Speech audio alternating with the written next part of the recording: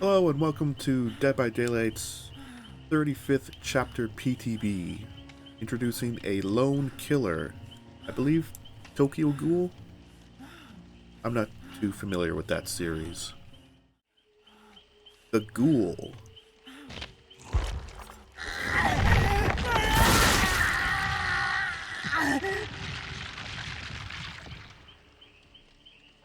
That didn't sound comfortable.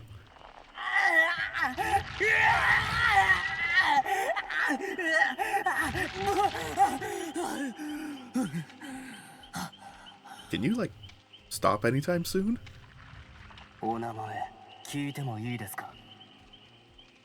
I don't want to disclose that.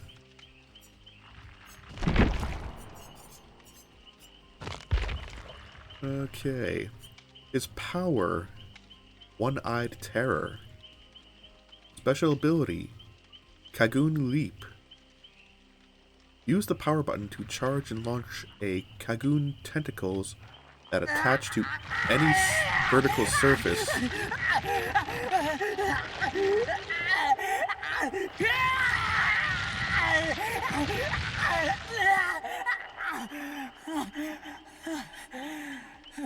No, I'll wait. I don't want to disturb your freak out. Okay. Custom game may help cancel your lobby animations. As I was saying. And the tentacles attach to any vertical surface within range and quickly pull the ghoul forward. After completing a leap, the ghoul has a window to perform a second consecutive Kagoon leap. Again, I don't want to disclose that. Or put Kagoon Leap into cooldown by using the active ability button. Kagoon Leap enters cooldown once the ghoul has consumed their leaps, or if leap over a vault or down pallet, or if the Kagoon grabs and leaps at a survivor. If the ghoul's second consecutive leap targets a survivor, they will perform a grab attack. Grab attacks damage survivors if they're healthy, inflict deep wounds, and leave a Kagoon mark. Performing a grab attack also triggers Enrage mode. So it seems that only the second leap can damage survivors, kind of like Light's, after his first rush, he can then damage survivors with consecutive rushes. Special ability, Enraged mode. While enraged, the ghoul can perform up to 3 consecutive Kagoon leaps and can leap over vaults more quickly if they launch their Kagoon at a survivor. Enrage mode remains active while there are survivors afflicted with Kagoon mark. Marked survivors will lose their mark if they are fully mended or if they are downed. The ghoul cannot grab attack marked survivors. Oh, so this power doesn't down survivors, I guess. Once no marked survivors remain, a cooldown begins. When the cooldown depletes, Enrage mode ends, and perfectly timed grab attack will add extra time to the countdown. The countdown is paused while carrying survivors. As first teachable, Hex, Nothing But Misery. After you damage survivors 8 times with basic attacks, a dull totem becomes a hex totem cursing all survivors. When you damage a survivor with a basic attack, they gain 5% hindered for 15 seconds. So, reverse rapid brutality, but tied to a hex. So that it's not always abusive all match long. Okay. Second teachable, Forever Entwined. When a survivor takes damage, gain 1 token up to 8. For each token you pick up, drop, and hook survivors 4% faster. Go to a maximum of 32%, so combo this with Fire Up. But this doesn't help the speed of breaking pallets and shit, but combine this with Fire Up, you get some pretty insane fast pickup times. And his third teachable, None Are Free. When you hook a survivor for the first time, gain 1 token up to 4. When all generators are completed, for each token, all windows and upright pallets are blocked for everyone for 16 seconds. For each token?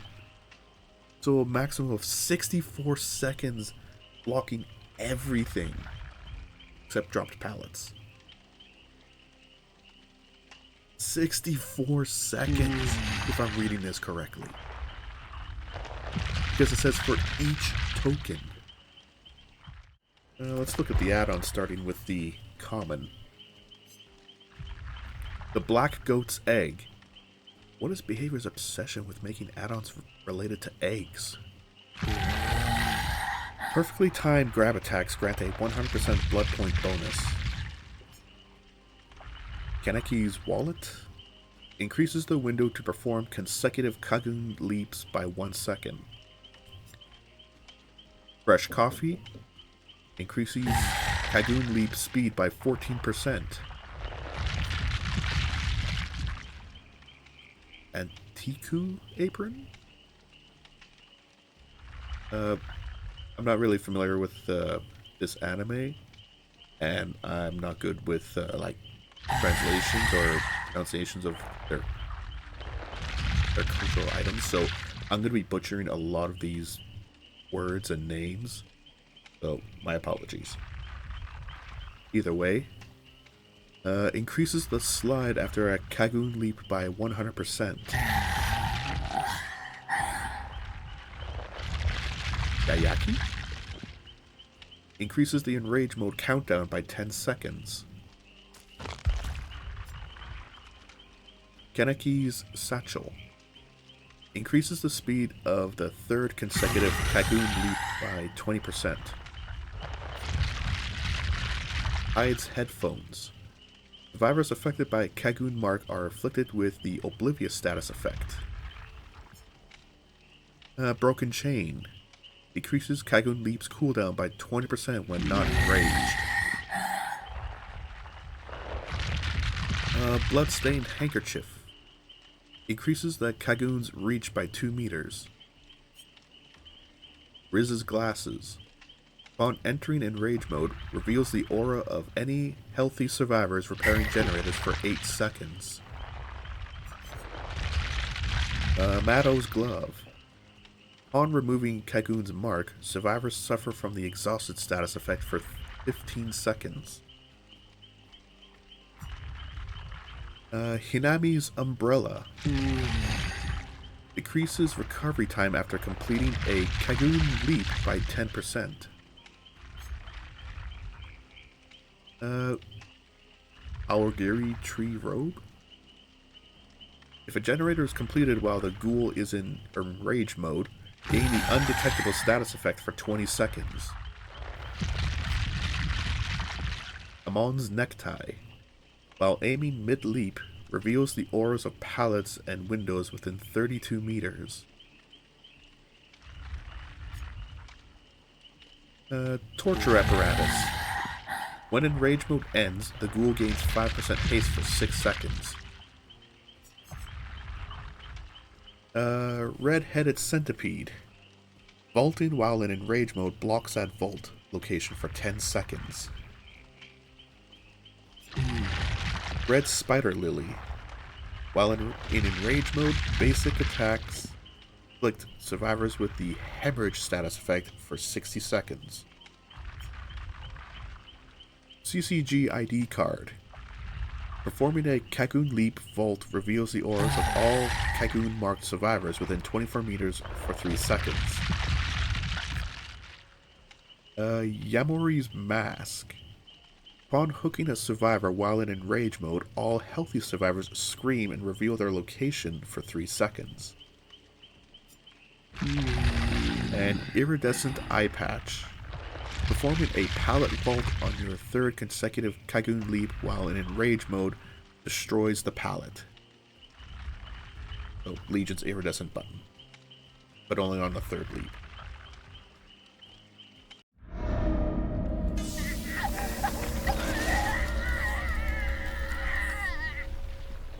Oh, that's an intro.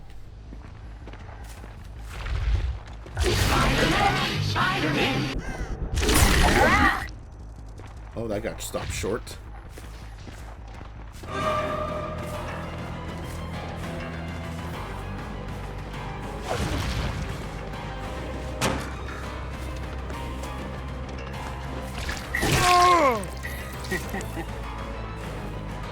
Oh, yep, he's gonna keep running the shack.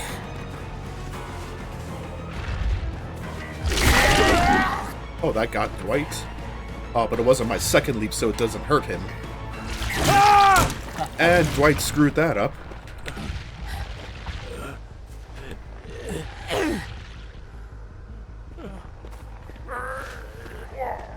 But I grabbed Dwight through a wall. Maybe I hooked the very edge of his hitbox around the corner.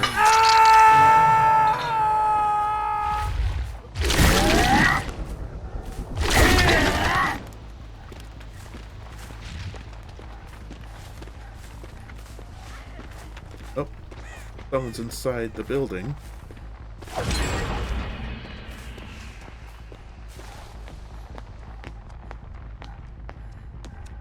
But do I want to chase someone inside the building?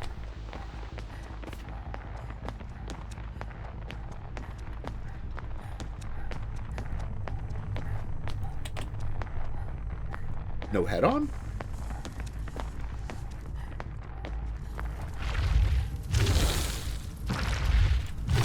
Oh, I can't go upstairs. Oh, and I can't go over holes? That's lame as shit. Oh, there she is.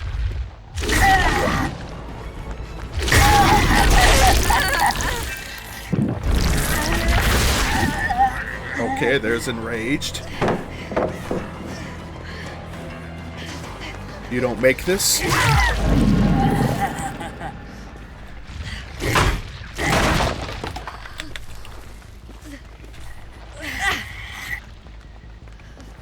Okay, and I see that she has a countdown for my enrage mode.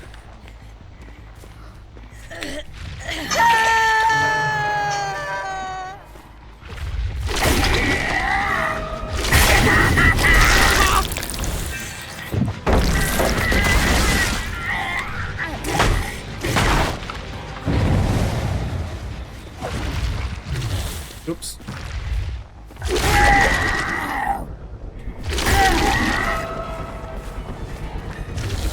Oh, I forgot I got a third one.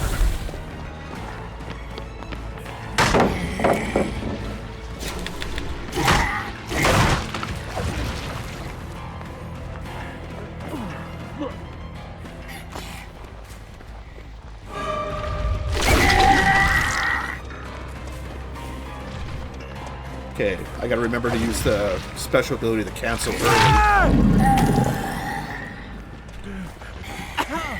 You bitch! Oh, you were too late. Oh wait, no, maybe my perk that helps me pick survivors up faster saved me. Maybe.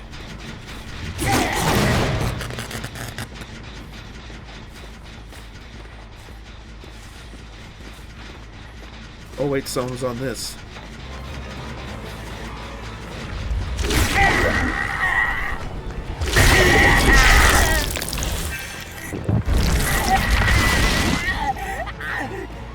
You know, I'm just gonna leave her.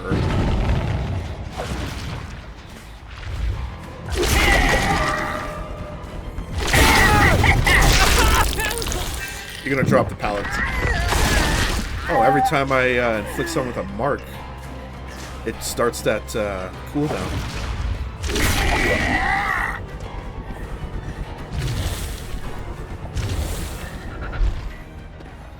Okay, so I can't quite go through the window that way.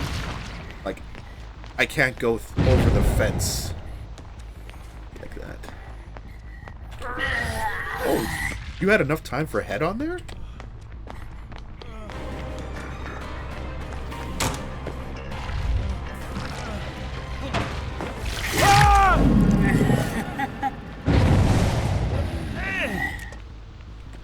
Ooh, that was another close one.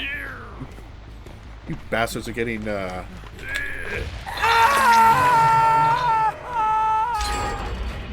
little annoying.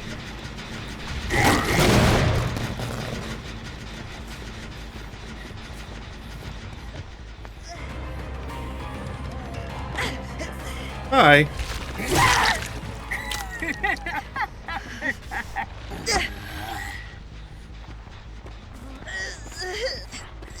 Oh, I heard someone fall.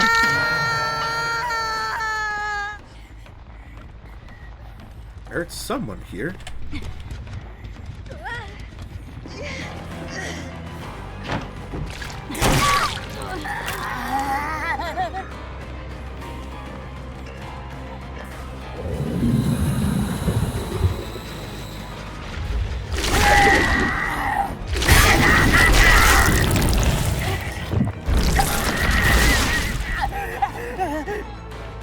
Yeah, it doesn't, it won't down them, so...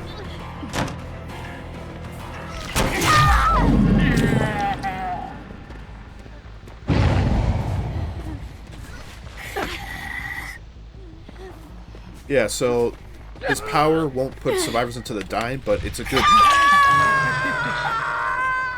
good catch-up tool and can injure them for the deep wounds. Like,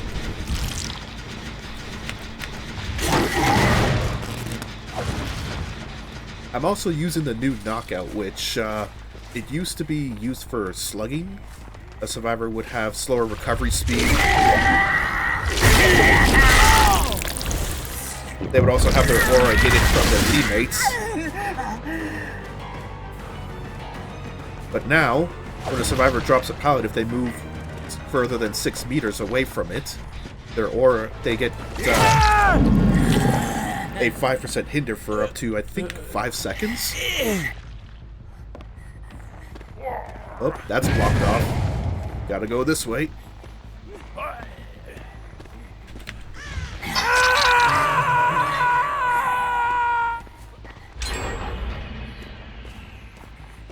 You know what? I'll let you guys heal.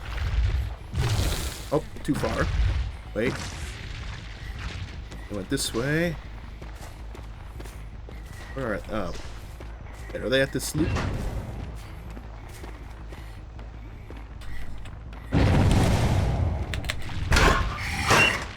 Oh, they went into the other one.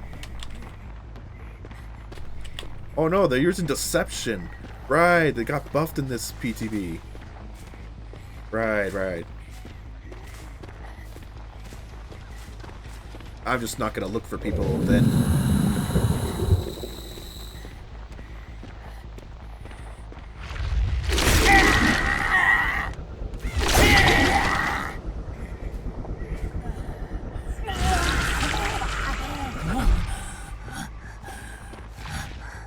Really? You walked along the wall?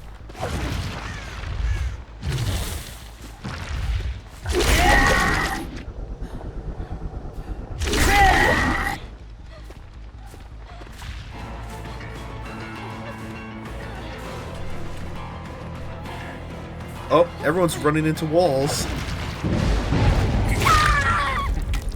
Oh, there goes my hex, so I won't be hitting people with hindered anymore.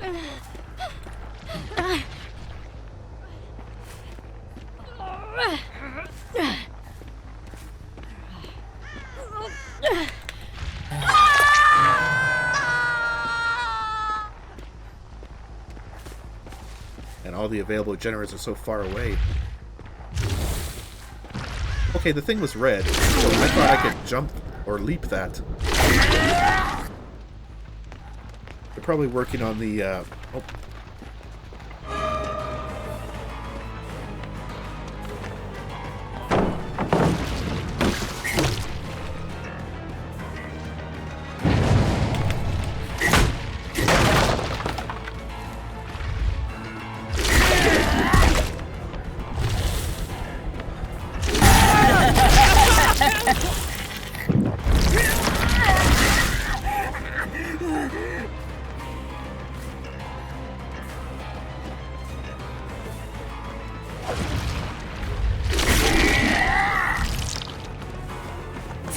Oh, I got you before that pallet.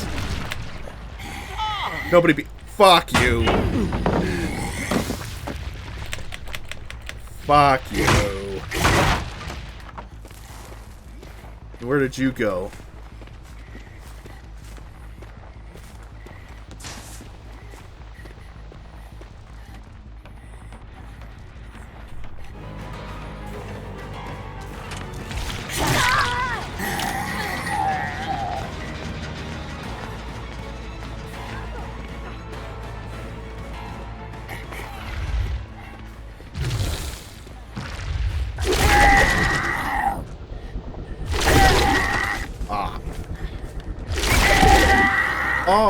That fucking branch got in my way? No shit.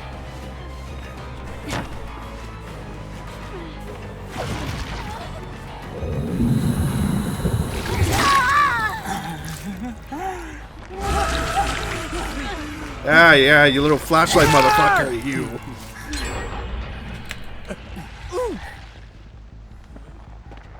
Oh, wait, are you... Can you be Mori'd? Yes, you can.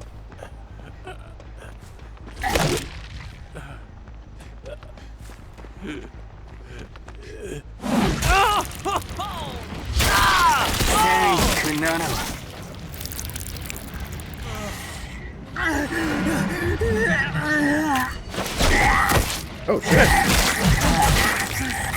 Shit. Okay, little snack there.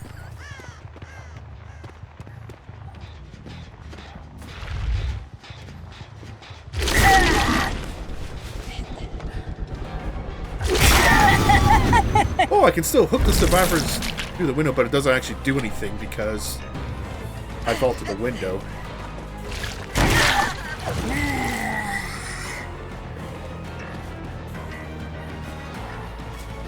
Oh, you still stayed in the house? You're the deception one.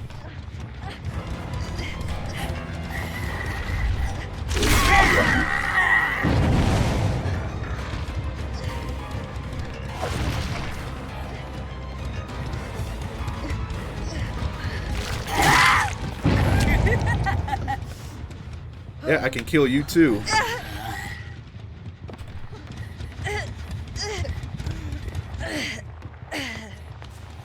Let's bring you out into the street.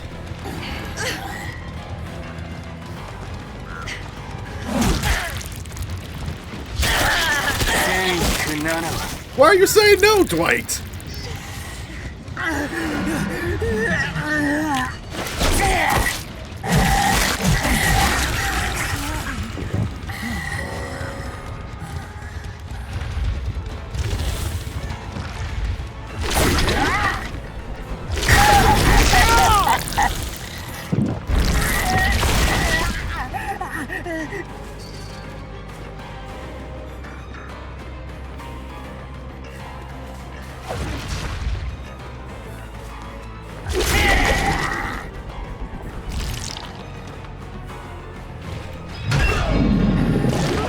Come here, Dwight.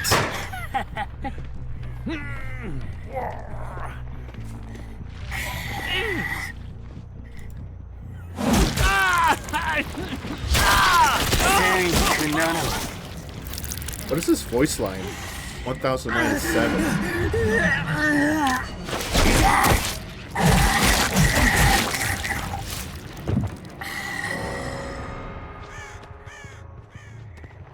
Oh, where'd she go? Sable? Scratch marks ended there, so...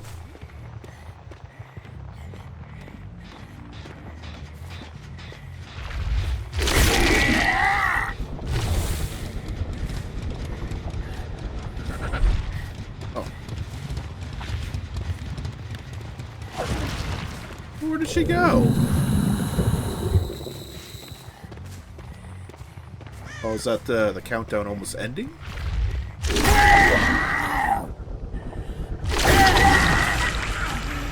God damn, you can travel far with this.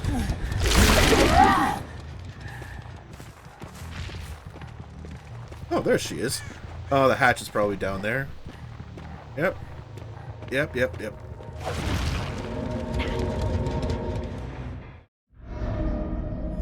Oh, an indoor map. Let's see how I do on this. Let's see how he does on indoor maps. Probably not as good.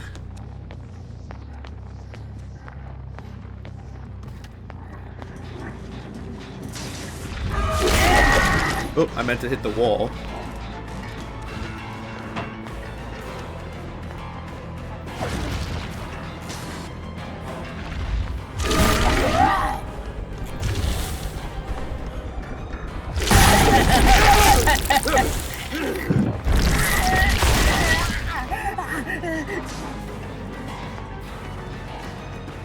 Wait.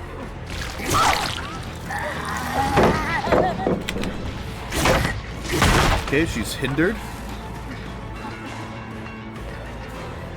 What are you doing?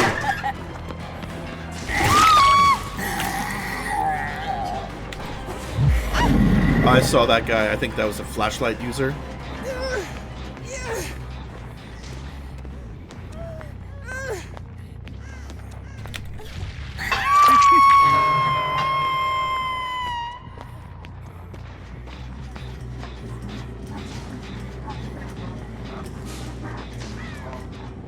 Oh, that's closed. Oh, there's scratch marks.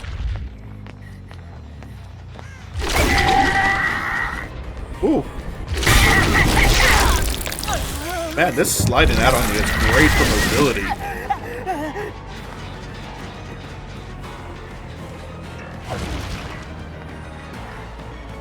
Oh, hello. Ah, fuck it. I'll just pick you up.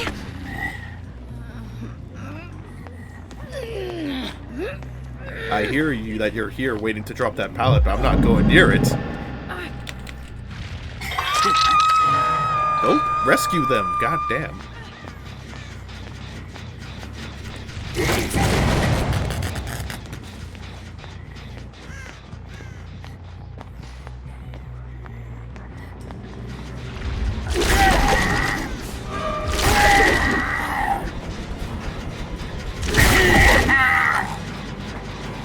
Yeah, I get stopped from objects I can't leap over.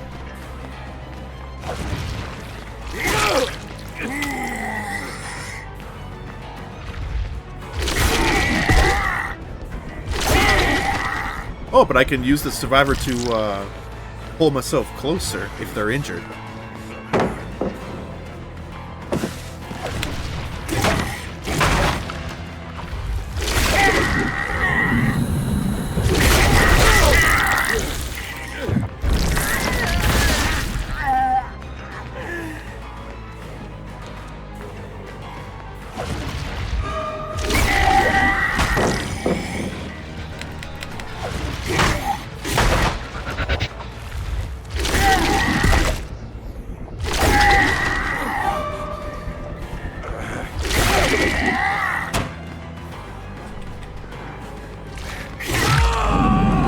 Yeah, he's much harder on indoor maps. Oh my, that was too early.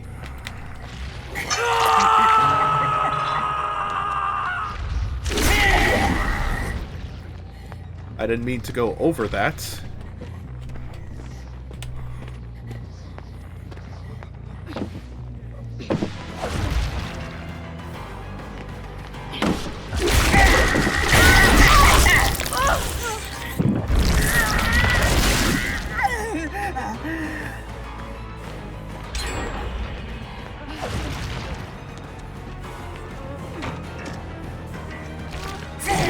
Oh, just the tip of that.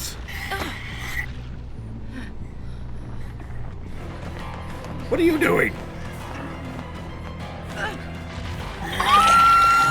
Okay, the Jill is on death hook.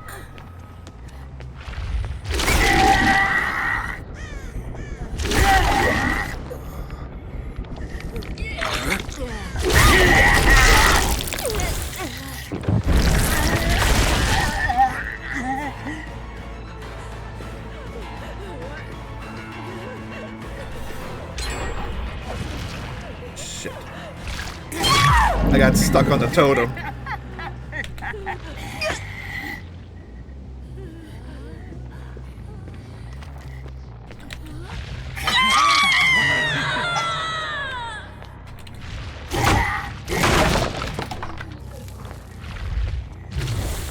Ah, damn it.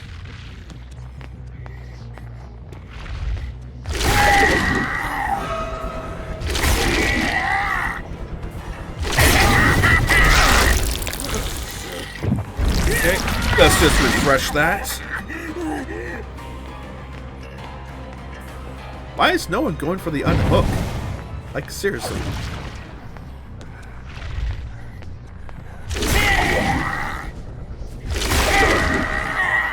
Damn it, I didn't mean to hook onto him.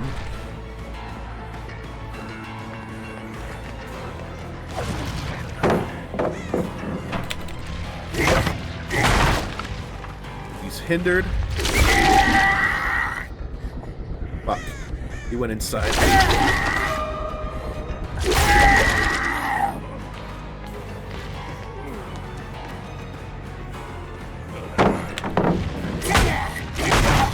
Hindered again.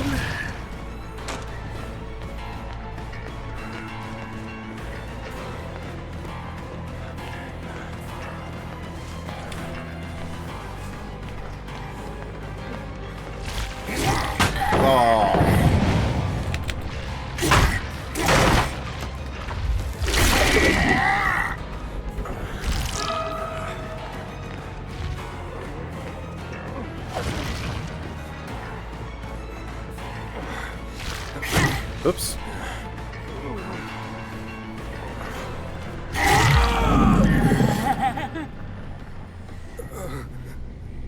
Yeah, I can't kill him just yet. Oh, fuck. Wow, you missed the timing again.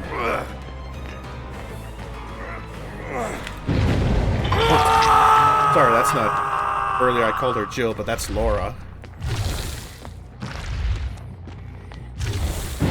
God damn it.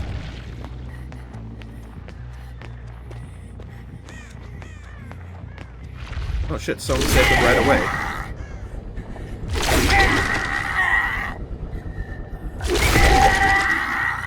Oh, they went the other way. Shit. Yeah, this one doesn't have any blood puddles, so...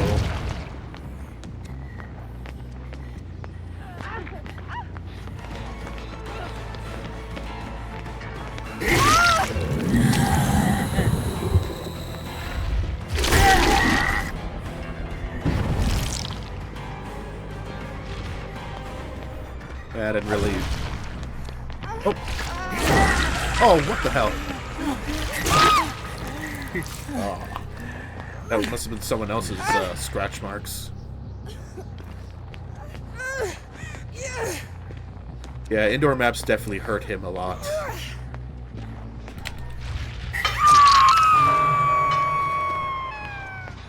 It's too many twists and turns.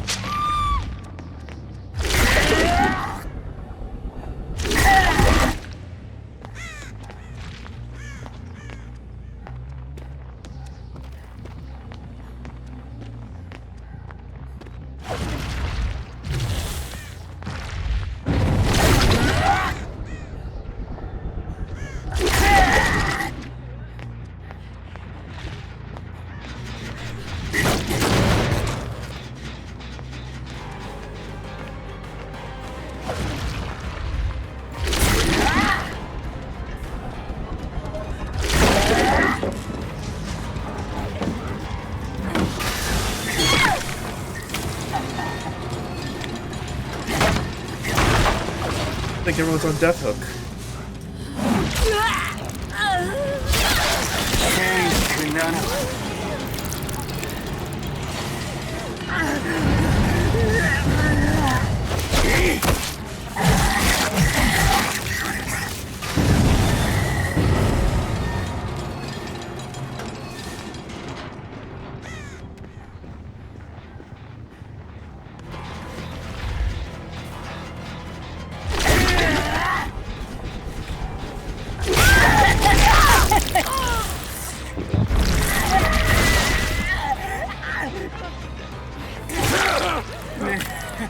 You wanted my way? Fine. Okay.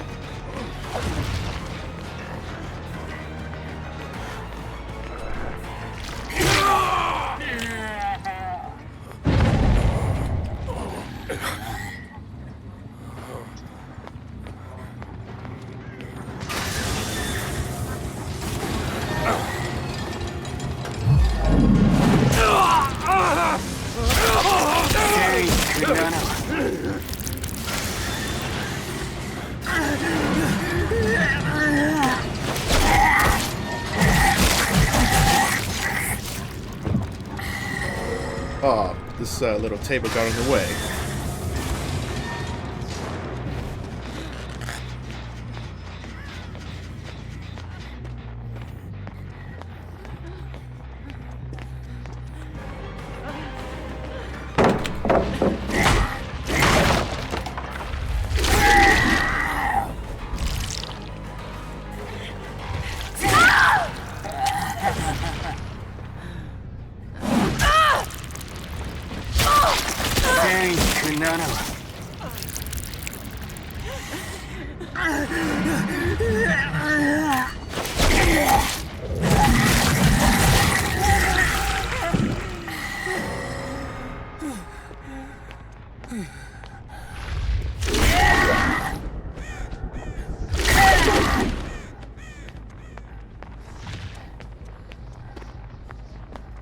And they found the hatch.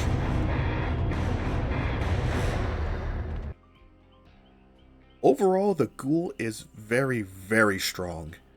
And he's also extremely fun. He has insane map traversal capabilities. And his power does not directly down survivors. If you are trying to target an injured survivor with his power, all you're going to do is just close distance on them with it. Or you're going to refresh the enrage timer by applying the Kagoon mark to another survivor. So with his power, you can't necessarily down other survivors, but you can leap to areas to cut off their pathing so that you can down them before they reach a pallet or a window. So it's a very good ability, and he's very fun to play. His perks, however, they're okay, not great, although his endgame perk is pretty kind of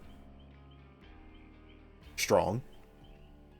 But his Hex perk doesn't necessarily help him out a lot, because theoretically you should be using your power to apply the deep wounds to a survivor, so you're not hitting them with a basic attack, so that you're not charging it. And then when you hit a survivor who is affected by your power to down them, even if this perk was active, they're in the dying state, so they're not getting hindered. So it doesn't matter. His Hex perk, Nothing But Misery, sounds like it is more beneficial on killers who are basic attack heavy. Killers like Wraith, Clown, Spirit, Deathslinger. These would all be great candidates to use this perk combined with others like Rapid Brutality, etc., etc. His second perk, anytime you damage a survivor, you gain 1 token up to 8, and for every token, you pick up, drop, and hook survivors 4% faster, so a maximum of 32%. This could combine with the Fire Up perk, but Fire Up gets a token every time you do a generator is completed, and it affects picking up, dropping, vaulting, damaging generators, and breaking pallets. So you can combine this with the Forever Entwined to get really fast pickup speeds on survivors, so you can dodge flashlight saves. Although unfortunately Fire Up does not also increase speed on hooking survivors, but stacking this and Entwined for faster pickups, this will get you 62% faster pickups. So it'll literally cut your pickup time in less than half. So this could be okay if you... an okay alternative to using Lightborn to avoid flashlights. Because we all know as soon as a survivor who uses a flashlight determines that you have Lightborn, they're not going to waste their time hiding around you for flashlight saves. They're just going to go do generators. And his third perk, None Are Free, is a really strong endgame perk. Especially if you're a killer who's always breaking pallets in the chase, like Oni in his demon form, Leatherface, Hillbilly. Combine it with like the new Knockout so that you break perk or pallets faster, and then you can catch up to survivors slightly sooner. I mean, Knockout is not super strong, but it would pair great with killers who have quick pallet breaks. Leatherface, Nemesis, Billy, Demogorgon. You break the pallet quickly, and the survivor who was running away gets hit with a 5% hindered, and you have a easier time catching up to them with your powers. The only hang up I have about this killer is his lobby animation. It can get annoying with him screaming like this every, like, 30 seconds. I wish Behavior would add a function where we can disable lobby animations if we want. That or make the screaming a very rare animation occurrence. But he's got good chase music. He's got a wicked cool Mori. I may just end up watching the anime to catch up on the series. Get more knowledge. Also with this PTB change, Behavior has added a new surrender function. This function allows players to surrender when certain conditions are met. For example, if all 4 survivors DC and there's nothing but 4 survivor bots, the killer can disconnect or can abandon the game without being worried about being hit with a DC penalty. Same thing for survivors. If all 3 survivors leave and you're the only one left, the survivor can surrender without a DC penalty. Another condition to meet this is if all 4 survivors are slugged in the dying state, the survivors can surrender. And if no generator has been completed in a 10-minute consecutive time frame, then the killer can surrender. Unfortunately, one of the Phase 1 health updates that Behavior was going to add between April and June is the hiding and body blocking prevention, which I would have liked survivors to have their aura revealed if they refuse to repair a certain progress of generators within a certain time limit so that no one can rat out and exit. Because it's annoying when you're down to the last 2 survivors and both of them refuse to touch generators, so now you're literally checking every single corner, every single locker looking for them. I would have liked something to be added during this chapter, but it looks like it may be the mid-chapter after the Tokyo Ghoul chapter releases. Possibly. Another thing they changed for this PTB is that map offerings, they no longer guarantee going to whatever realm that they are tied to. They have a chance, which was leaked 20%, to go to that realm. So it's not a guarantee. So this may tremendously reduce the amount of map offerings that survivors end up using, because they also don't stack. Other Phase 1 quality of life benefits that they were going to add to the game is a bulk blood point spending, a new quest system to earn more blood points, more perk presets, these 1, 2, and 3 settings. They're probably going to give you another 2, and a preview of your own perks. Some players already have this feature where all 4 of their perks will show up as a diamond above here while they're in the lobby. But honestly, you could literally just go to your loadout and see exactly what your build is. So I think that feature is kind of useless. Many people have complained that they should have a player's perks and loadout show up in the lobby so that every survivor can see their teammates' perks, loadouts, and everything.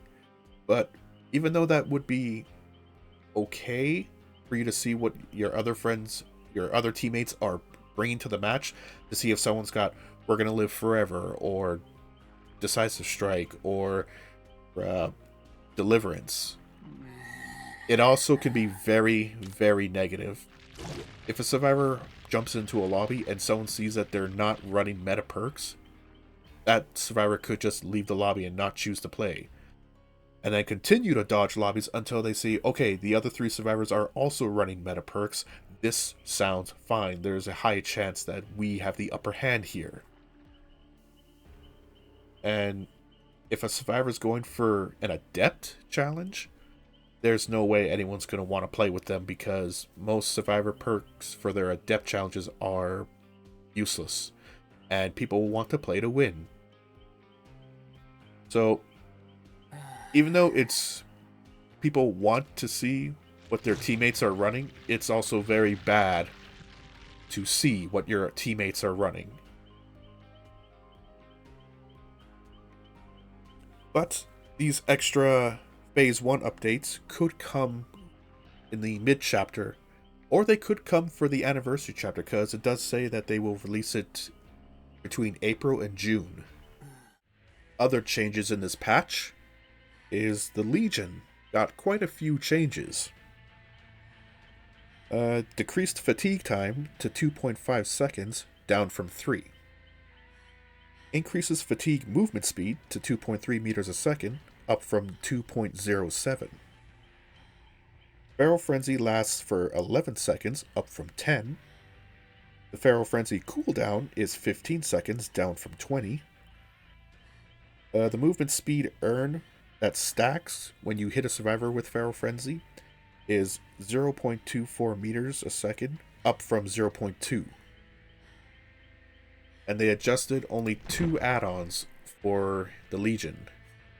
The Mural Sketch now only increases the stackable movement speed you get when hitting a survivor with Feral Frenzy by 0.8, up from 0.1.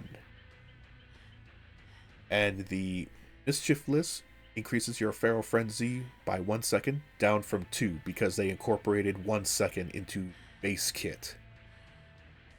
Although I am surprised that since they reduced the cooldown from 20 seconds to 15, that they didn't touch the scratched ruler.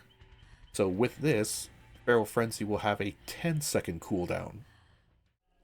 The Xenomorph also got a couple of changes this update for the PTB. They increased the tail attack charge time to 0.35 seconds, up from 2. This is when you press the power button, that wind-up sound for the tail attack to actually dart out and hit the survivor. So they made it so that survivors have a higher chance to react to it. Only slightly, like 0.15 seconds, barely noticeable. They increased the tail attack charge sound for the survivor end of things so that they hear it better. Reduced the miss attack cooldown time to 2.5 seconds from 3 seconds. So if you keep missing the attack, the cooldown is faster so that you can try and hit them again over. Honestly, I think it should be the other way around and you get rewarded for hitting attacks. But the environment has a bunch of wonky hitboxes that makes the tail attack sometimes difficult to hit. They increased the Killer Instinct range when exiting a tunnel to 16 meters from 12. They decreased the time it takes to get out of a tunnel to 1.5 seconds. It was 2.2. But you still suffer that 200% penalty if you exit a tunnel near a hooked survivor. They increased the amount of fire needed to burn the Xenomorph out of crawler mode to 175 charges, up from 100. This means you can withstand more time being hit by flames before you're kicked out of your power. But they increased the delay before the Xenomorph's heat starts to dissipate to 15 seconds, up from 1 second.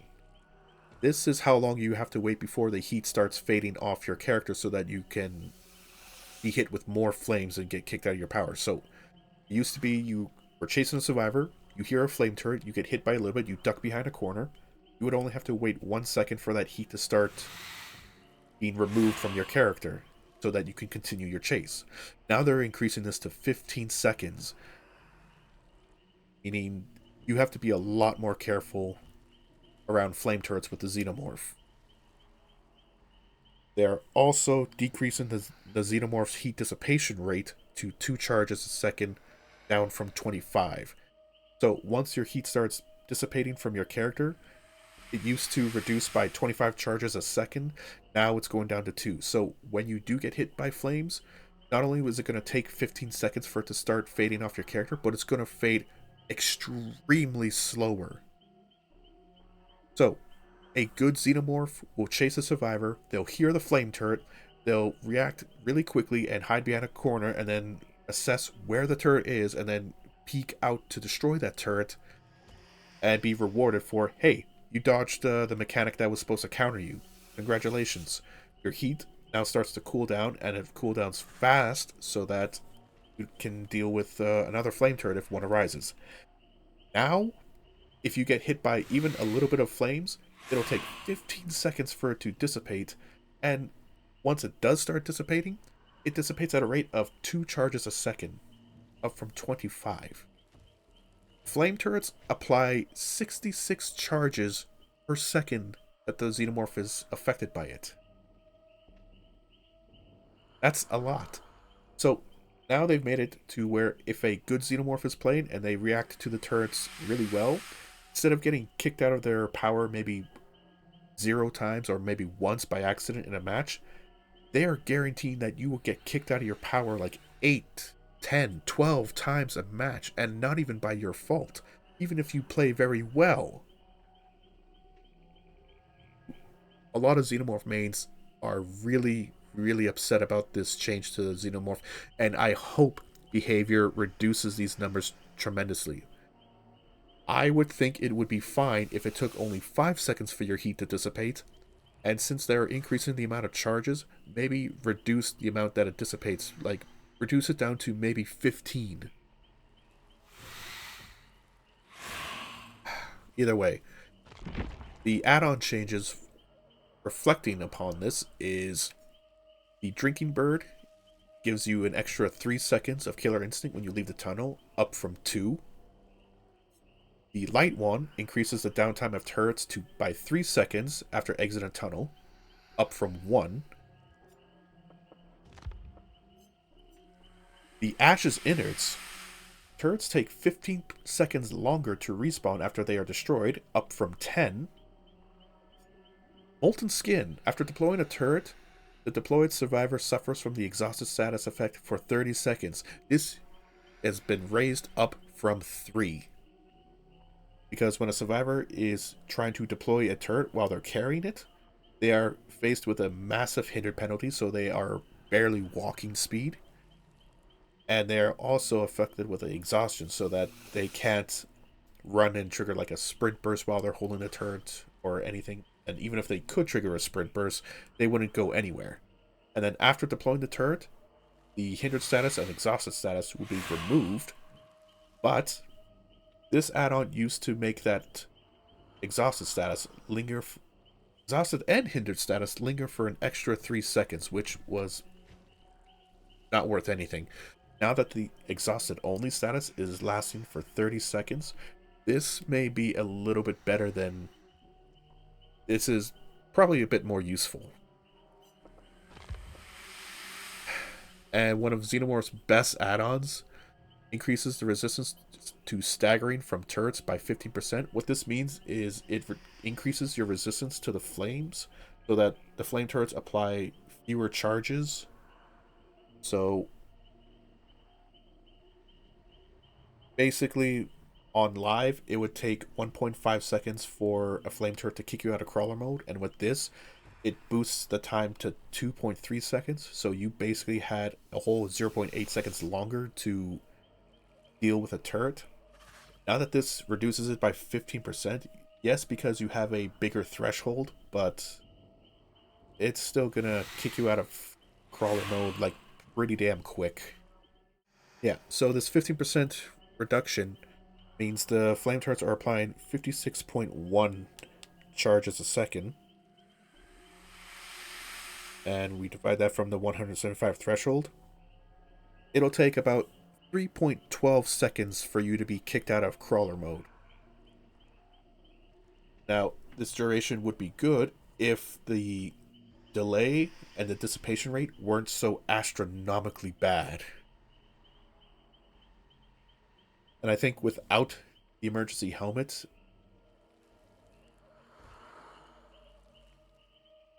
it takes about 2.65 seconds to be kicked out of the crawler mode. So with this add-on, you are basically increasing the threshold time by half a second. And the last add-on they changed was the harpoon gun. Exiting a tunnel and hitting a survivor within 30 seconds causes all survivors further than 16 meters from you to scream and reveal their location. This is up from 10 seconds and further than 24 meters. It's sad because Xenomorph already has a low pick rate because of the flame turrets. A lot of people just don't like dealing with them. And now that they're making the flame turrets vastly more impactful, people are going to be playing them less. Other changes in this PTB is that certain killers who have high mobility have also gotten a terror radius bump. So, Hillbilly, Light,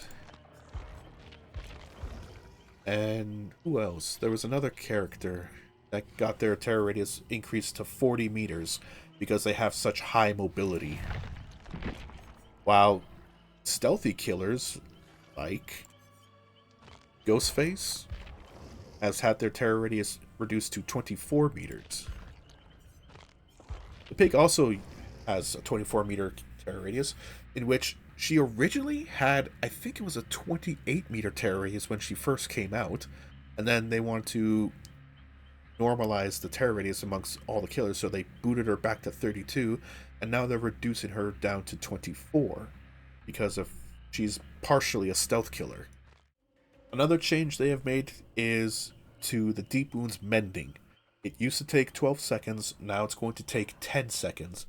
And a survivor who's mending another survivor will go for 6 seconds, down from 8. So this change only really affects a Legion player, because their entire playstyle is to hit a survivor with Feral Frenzy and run off to go hit another survivor. Other killers that apply the Deep Wounds like Deathslinger and now the Ghoul, once they apply the Deep Wounds, it's not likely they're going to drop the chase, so it doesn't matter. To summarize everything about this PTB on my mind, the Ghoul is very good, he's very strong, he's very fun, and Behavior did a really good job making a fun killer to play that's not super strong. Like, he's not S tier by any means of the word, but he is pretty strong. He might have some bugs with using his tendrils to pull himself to locations, like he can't pull himself over small objects, small little walls, which, okay, yeah, understandable, but he's very fun, and they did a really good job on it. Legion changes, I don't care. The Xenomorph changes are mostly fine, except the heat delay and dissipation rate. Please, Behavior, please, for the love of God, reduce those numbers. Don't make them so punishing for people playing well. Xenomorph has a low pick rate. Please don't put him in the grave. The mending changes, don't care, don't matter. The new map that they added to the Eyrie realm is just like Wrecker's Yard and the Fields of Misery, but for the Eyrie realm. It doesn't have a main building, so it's shack, so it feels a little bit better. And the main Eyrie of Crows building has 3 holes made at its balcony area where you can drop down, so now there's a lot more options to loop around the main building.